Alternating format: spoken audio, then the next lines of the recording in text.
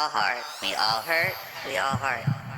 What's up, YouTube? It's the man, allhxrt, aka X, aka Bags, back again with another video.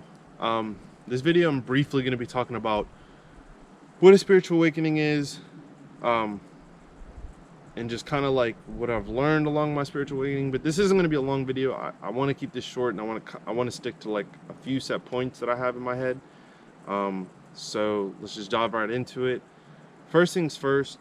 I think a lot of people think of spiritual awakening like a race, but it's more of like a marathon. You know, I don't know if you know anything about those sporting events, but a race is like you might run 100 meters. Boom, whoever's the first is first, whoever's second, whoever's third. A marathon's kind of different. A marathon is like an Olympian. We'll say it's an Olympian sport because it's not one and done. It's long. It might be 30 miles. I don't know. I'm just throwing out numbers. But basically, a spiritual awakening isn't like, oh, you learn this, boom, you're done, and that's the end of your spiritual awakening. It's like, it might be like, boom, you learn that you have to watch what kind of TV and music and stuff that you place yourself in front of. Boom, that might be your first part of your spiritual awakening. And then the next thing might be, it might be your realization of your shadow self, and then like your true self, and then it might break off from that and then go into how much control over your frequency do you have, in the sense of, do you allow other people to de-elevate or elevate your frequency, or are you the core of your frequency and you impact other people? So those are like a couple things. So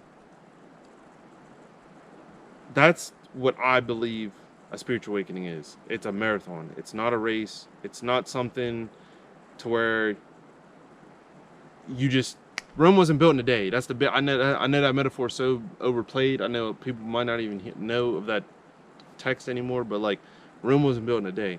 So your spiritual awakening is a lifetime. It's not just a month or a year or a couple weeks. It's long. It's intense, and there's times when, like, you know, like I said, you recognize your shadow self. So there might be times when it's not all beauty and butterflies. You're in the dark. You're at a low frequency. You have to learn. You can't build a home on just any foundation.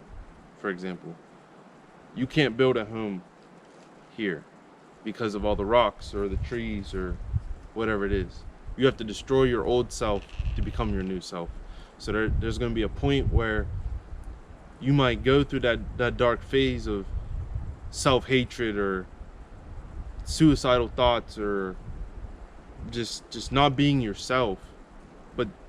But the reason for that is because it's like springtime. You got to appreciate the rain to enjoy the sun. You got to appreciate the bad days to enjoy the beautiful days, if that makes sense. So that's my brief explanation of what a spiritual awakening is. My most recent spiritual awakening has been the realization of how music affects me. I don't really watch TV, but how television can affect you. How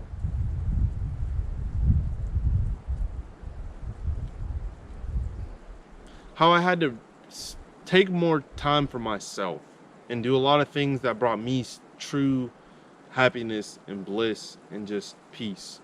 Because I feel like, especially in TV shows, they never really speak of like your self-worth or like your own happiness. It's always like the happiness of someone else, like the happiness of your mom and your dad or your friends, or it's never like, oh, Jimmy or Brian or whatever your name is, you got to do things that make you happy, whether you have to do those things alone or you have to find new friends that are going to do those things with you. Because that was like a big thing for me too, is like learning that, like, I mean, I've always kind of been like this, but like relearning that like it's okay to do things alone. Like, You might want to go out to eat somewhere, and your friends might not want to go out to eat there, but you've been craving this place for like months, or like maybe they have the best, I don't know, I like pho, so like maybe they got the best pho in the town, and you're like, oh man, I've been craving this pho, like you guys don't want to go, and they're like, no, we want to go get pizza or whatever it is, and you're like, nah man, I'm getting this pho, I gotta get this pho, like you guys should come with me, and they're like, no, and then like you might have to decide, do you want to go with them and get pizza that you don't really want, or do you want to go get pho because you've been craving that pho and you know that pho is gonna hit. So it's just like everyone's spiritual awakening is different too, I believe. I don't think any two people, I don't know, I can see some people's spiritual awakenings being similar, but I feel like everyone's spiritual awakening is their own, and it's I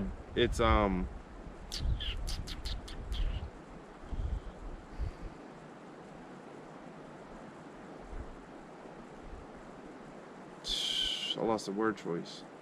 I don't know, I lost my word choice. So anyways, yeah. What else do we? So we covered music, we covered TV, covered maybe coming out of your comfortability and trying something new and surrounding yourself around new people. What else do we need to cover? Oh, as above, so below. The reality we live in is a mirror of your conscious self and subconscious self. So whatever you think your reality is, it is. So if you think your reality is bad, your reality is horrible. If you think your reality is good, it's a blessing. It's kind of, that's kind of like that's a little cheat sheet for y'all, a little quick little 2 cents for y'all. What else? I feel like I'm missing something. Oh, another big part of my spiritual awakening is, just kind of had to relearn this one too, is like connecting back with nature. Like you definitely have to take times where you just connect back with Mother Nature and just surround yourself with trees or water or mountains or whatever it may be that you're called to. But I mean, me personally, I love all aspects of nature. I love the beach, I love the mountains, I love the woods, I love, you know, the ocean, creeks, lakes, ponds, all that. I love it all. So that's why we're here in Ohio making this video for you guys. Beyond that, I think it's also like realizing the effect of scrolling on social media and like just the internet itself has on you. How much stuff you take in subconsciously. Well, I guess this is like a brief way of wrapping everything together, is like realizing what you take in subconsciously while you're on autopilot through life, when you're not conscious of what you're doing and how you're moving and what you're saying and doing and feeling and all these things. It's taking yourself out of autopilot and controlling the plane and really taking those turns and shifting those gears and accelerating or decelerating. That's in a brief form. That is what a spiritual awakening is. Coming out of the autopilot that everything programs you to be on. There's so many things that people want to do or think they want to do because they see someone